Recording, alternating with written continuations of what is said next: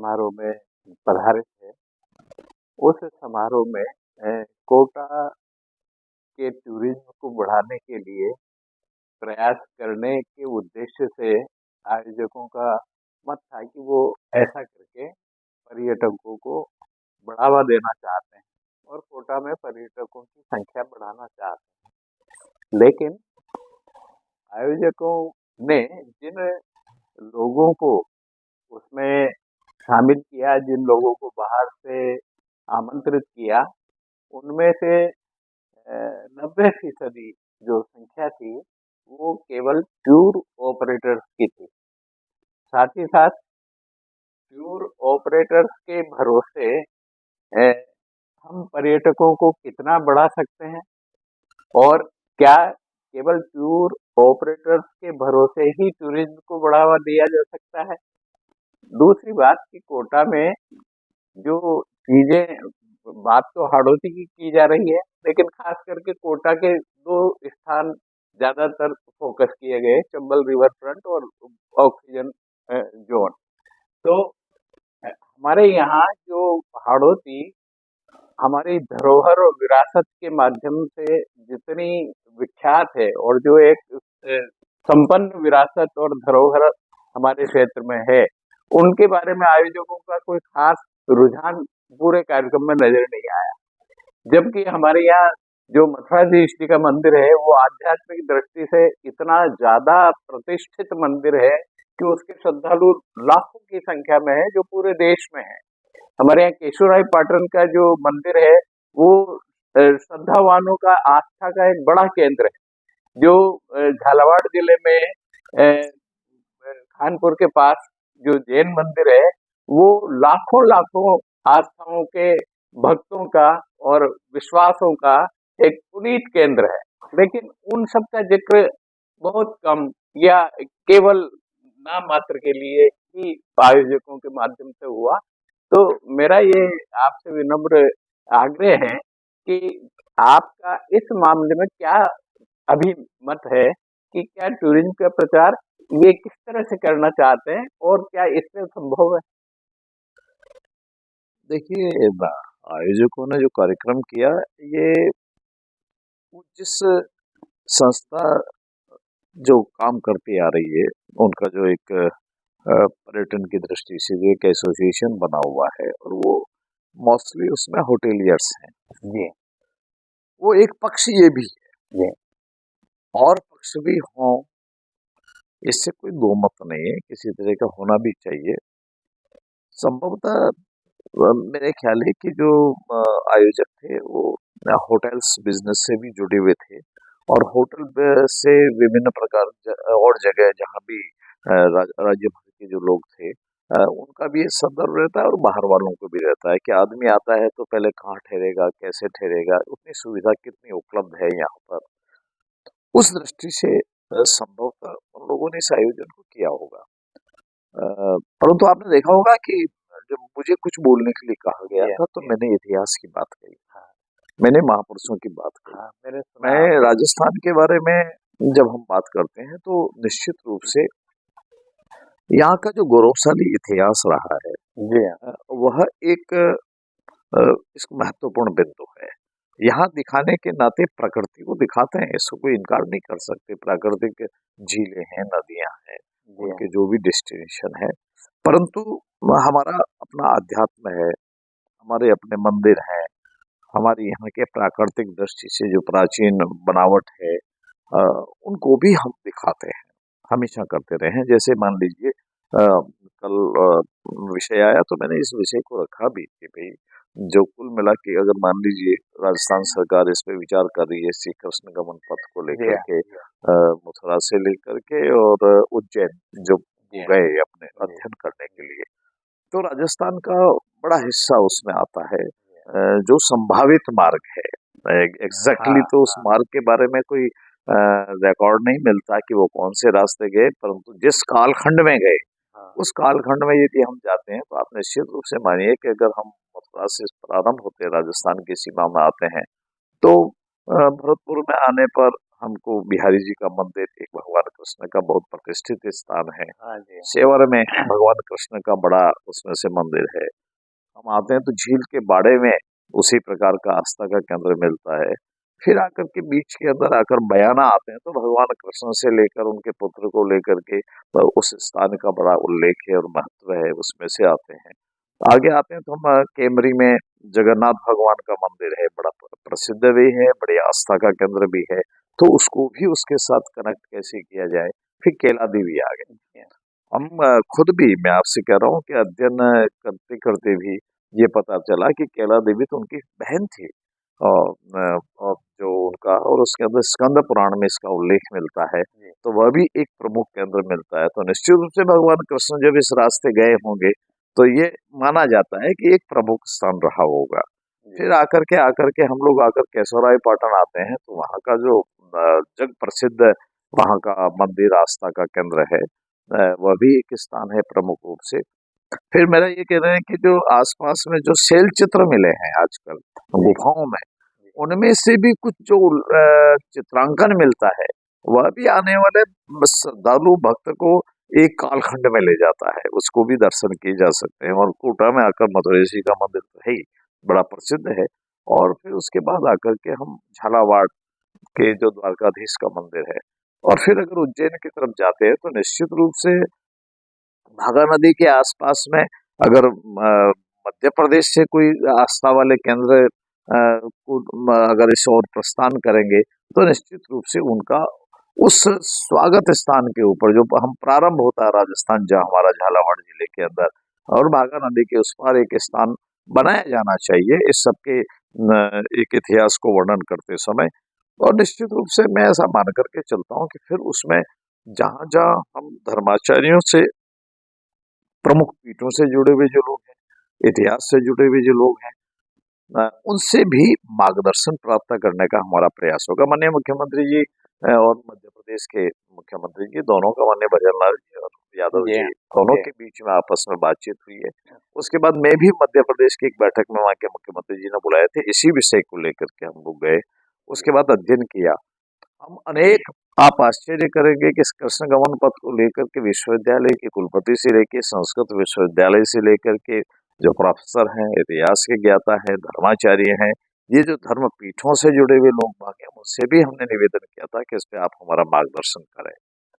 तो मैं निश्चित रूप से ये कह सकता हूँ कि कुल मिलाकर के जब हम पर्यटन की बात करते हैं तो पर्यटन को तीर्थाटन से अलग नहीं कर सकते। जी। पर्यटन व्यक्ति को भौतिक रूप से हो सकता है कुछ आनंद की अनुभूति कराए या सुविधा उपलब्ध करा दे, परंतु आध्यात्म की दृष्टि से मानसिक रूप से जो खुराक मिलनी चाहिए, और जो हमारे पास वैभव है, एक तरह से हमारे पास धरोहर है, एक तरह से हमारे पास गौरवशाली इतिहास है, वह भी इससे अलग नहीं किया जा सकता। उसके बिना ये सब अधूरा लगता है। पहले एक बार प्रयास हुआ था, और जी भगवान कृष्ण जब द्वारका गए, मथुरा से लेके द्वारका वाले उस मार्ग पर कुछ विद्वानों ने यात्रा की थी। मैं श्रीवत जोशी जी जी। से मिला था, जी। और भी कुछ विद्वानों से करने का, और मुझे उसका अध्ययन करने का भी अवसर मिला। उन्होंने जो कुछ भी इसके ऊपर लिखा था किया था। परंतु इसके बारे में जब मैं उनसे मिलने के लिए गया तो उन्होंने कहा कि इस बारे में कोई बहुत अधिक उल्लेख नहीं मिला उनको। उन्होंने इस बात को कहा कि हम अभी प्रयासरत हैं कृष्ण गमन पथ के बारे में, कि हमको बहुत अधिक सामग्री नहीं मिल पाई। ये तो उल्लेख मिलता है कि पाणिनि ऋषि के शिव के वहां पर गए, ऋषि के वहां अध्ययन करने के लिए गए। अब वो कौन से मार्ग से गए, उसके बारे में बहुत अधिक पुराने शास्त्रों में तो उल्लेख नहीं मिलता।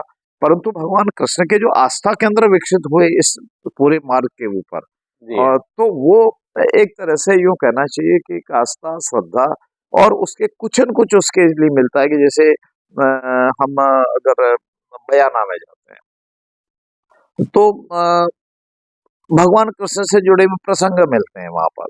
अगर मान लीजिए हम कैला देवी को आते हैं तो कैला देवी के नाते अगर उनकी बहन है और वहां है तो उसका कहीं ना कहीं संदर्भ मिलता है। कुल मिलाकर के हम यूँ कह सकते हैं, और आप इतिहासकार और जो विद्वान लोग हैं वो इसका अध्ययन भी करेंगे। और मैं निश्चित रूप से ये कह सकता हूँ कि एक आध्यात्म की यात्रा के नाते भौतिक सुख सुविधाओं के तो बहुत स्थान विकसित हुए हैं, परंतु ये कॉरिडोर बनने के बाद मैं ऐसा मान करके चलता हूँ कि ये जो कृष्ण गमन पथ होने के बाद हमारे यहाँ आध्यात्म और इतिहास की दिशा में और भी काम होगा, और श्रद्धालु बड़ी संख्या के अंदर इन स्थानों का सामूहिक यात्रा के रूप में इन स्थानों का एक लाभ उठा सकेंगे, और निश्चित रूप से उस दिशा में हमारा कुछ काम होगा। सर, ये कोटा में आपकी योजना है कि ये मध्य प्रदेश में जो कॉरिडोर है इसको बनाने के लिए काफी कौन से वाला?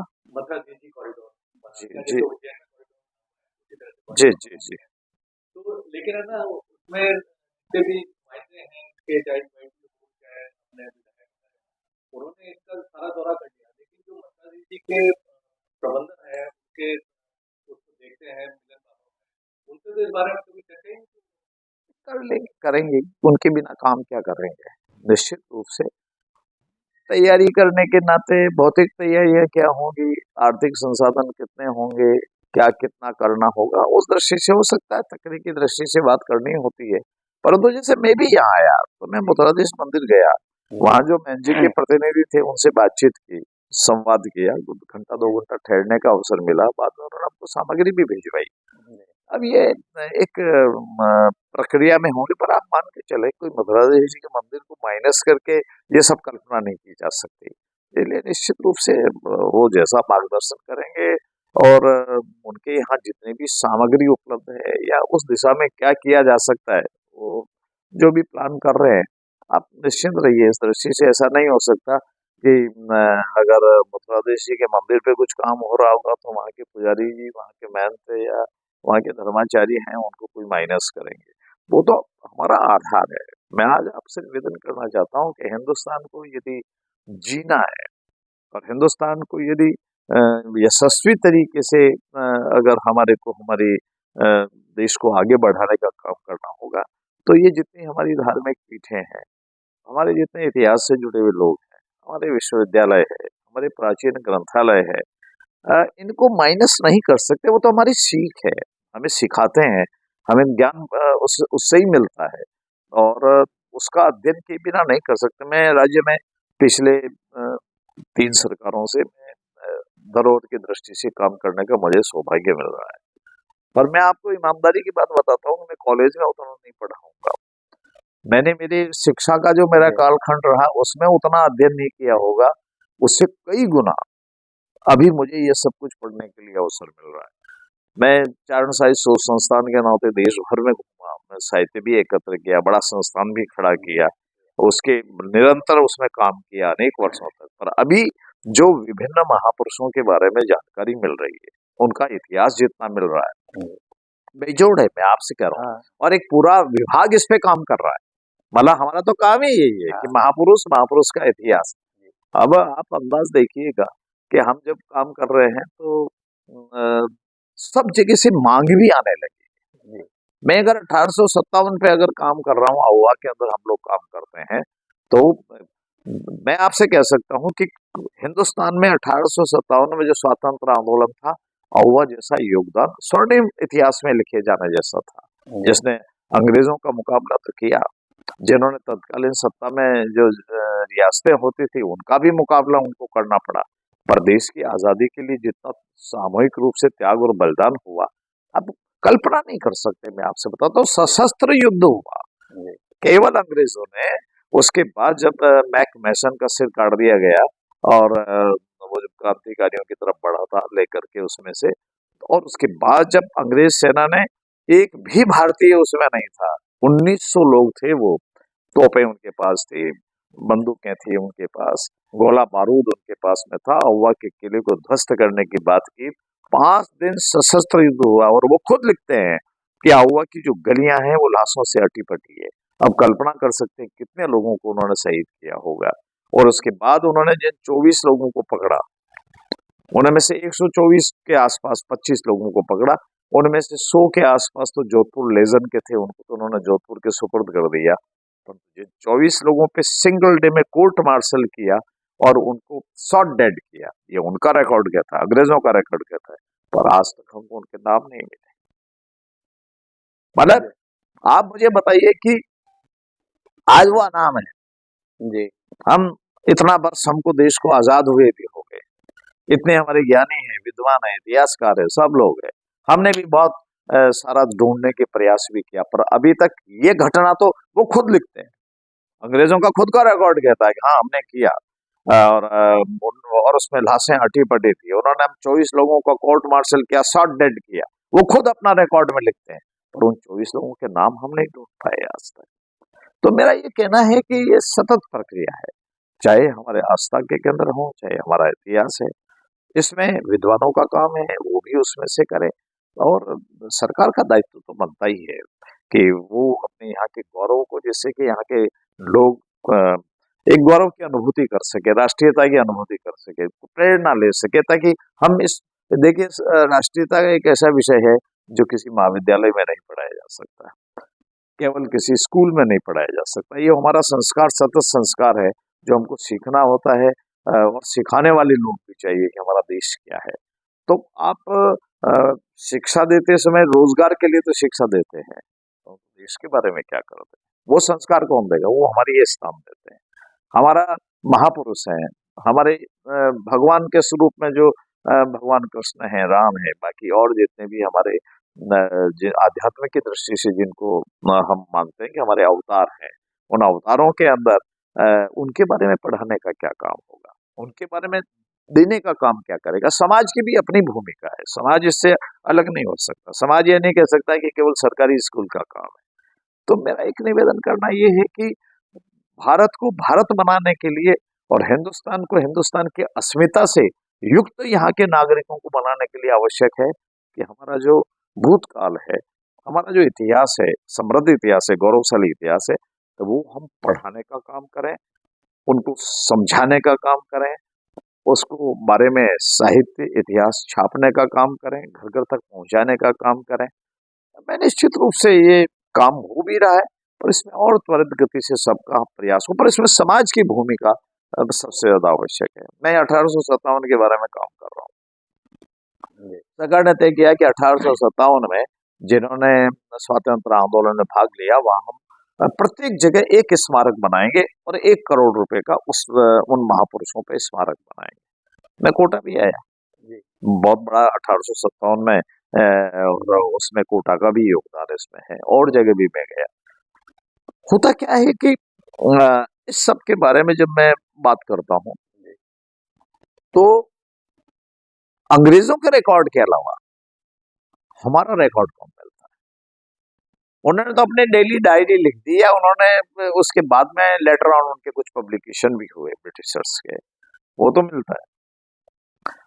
जब मैं गोविंद गुरु पे काम करता हूँ, अगर मान लीजिए मानगढ़ धाम में जाकर काम करता हूँ, मुझे बहुत सौभाग्य मिला। मैं ये कह सकता हूँ कि ईमानदारी की बात यह है कि भौतिक सुख सुविधाएं तो एक तरफ होती होगी, पर इतिहास के बारे में और भारत के बारे में और हमारा जो आजादी में जो योगदान है, उस पर काम करने का जितना मुझे अवसर मिला, मैं आपसे कह रहा हूँ कि मैं उसका ऋण कभी चुका नहीं सकता। आपको बता रहा हूँ, मुझे तीनों बार में मिला। मैं 1857 इसको लेकर, गोविंद गुरु को लेकर, जो वनवासियों का जो आंदोलन था अंग्रेजों के खिलाफ, मैंने उस पर काम किया।